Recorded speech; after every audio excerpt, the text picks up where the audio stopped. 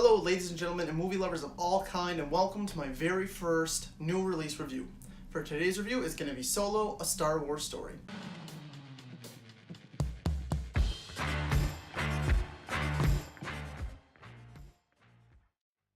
Very quickly, I just want to say too, guys, that all of my reviews are 100% spoiler-free.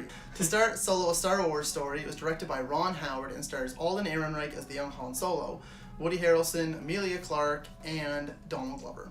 And the story chronicles the young Han Solo's journey into the underworld of crime within the Star Wars universe, and it kind of just follows him along for a little while, and it shows how he met up with characters like Chewbacca and Donald Glover's Lando Calrissian on his way to becoming the scoundrel that we know and love from the original Star Wars trilogy. To start, the positives of the movie are, the movie is fun. It's a lot of fun, actually, a lot more fun than it might have been advertised as, but it's more so you kind of have fun when you're supposed to have fun, if that makes any sense. Like anytime in the Millennium Falcon, or any of the action sequences, or anytime the characters have that witty dialogue going back and forth, that stuff is fun to watch. Secondly is, the movie is absolutely beautiful. It is one of the most beautiful movies in the Star Wars universe to date. Honestly, some of the shots in this movie are breathtaking, and I think that just comes from Ron Howard's direction, because almost any of his movies, the good, the bad, or the ugly, no matter what, you always say that, wow, that was a beautiful looking movie, and the whole time I couldn't help but think, I cannot wait to get this on 4K, it looks that good. Next is the cast. The cast, as you can expect with names like that, is fantastic.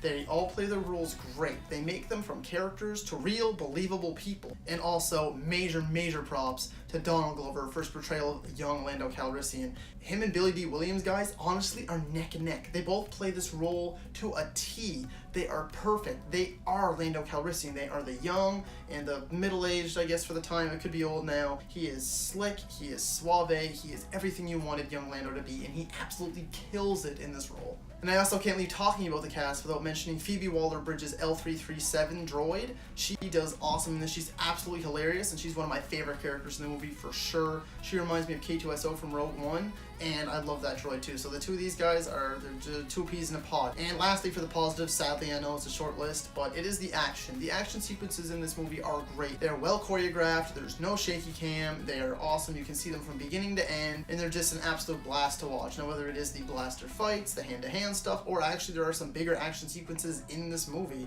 and those too are absolutely fantastic. So major props to Ron Howard, he definitely pulled it off there. And then we come to the middle, and this might be a bit controversial for some people, because some people right out of the gate didn't want this to happen.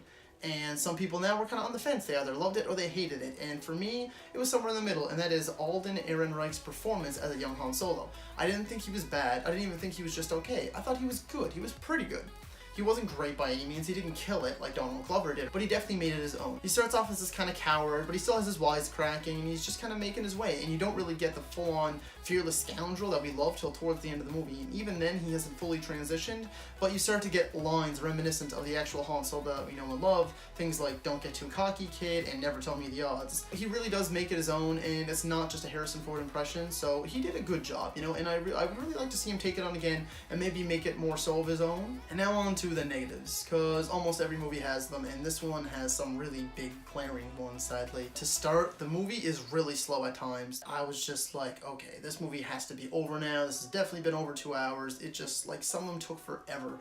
And it's not the whole movie. There's fun parts, and when you're watching those, you're just like, eyes are lighting up at the screen. Then there's other parts where you're just like, alright, on to the next scene, please. Please.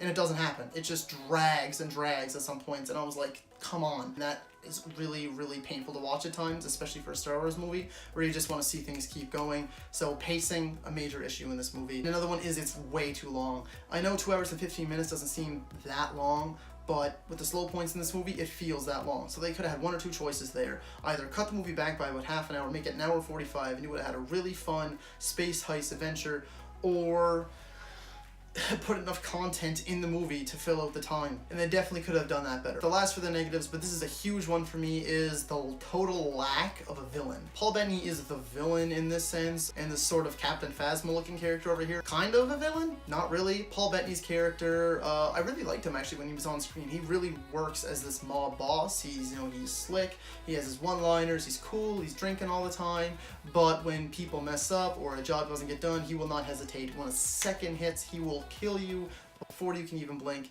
I really liked that, but the thing is, he only has like 10 minutes of screen time throughout the whole 2 hour and 15 minute runtime, And honestly, the real villains of this movie are kind of just time and death. And that's really boring to me, just basic time and death. A movie and a hero are only as good as their villain, and this movie has almost no villain whatsoever. And now just some final thoughts before I go to is, I really think this movie deserves a sequel. There is set up towards the end that would lead into a sequel, and honestly, when the credits started rolling, I was like, that movie really does deserve a sequel. I think it deserves a fair shot for sure.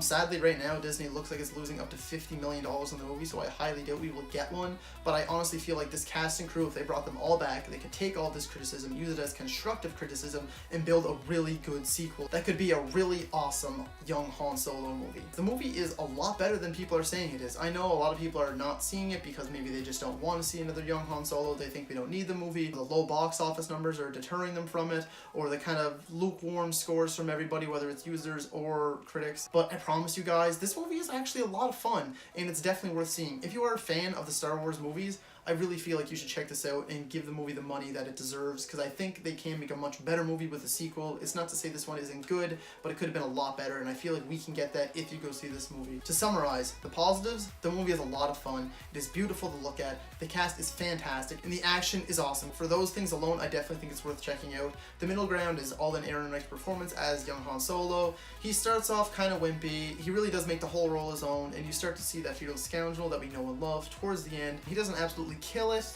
but it's definitely better than bad or okay. It's more so pretty good, not great, pretty good. And the negatives, guys, this movie is really slow at times. It has major pacing issues. Lastly, the movie basically doesn't have a villain. Final thoughts, I really think this movie deserves a sequel, and I really think it's a lot better than people say, and I implore you to go see this movie. I'm going to give Solo, A Star Wars Story, a 7.5 out of 10.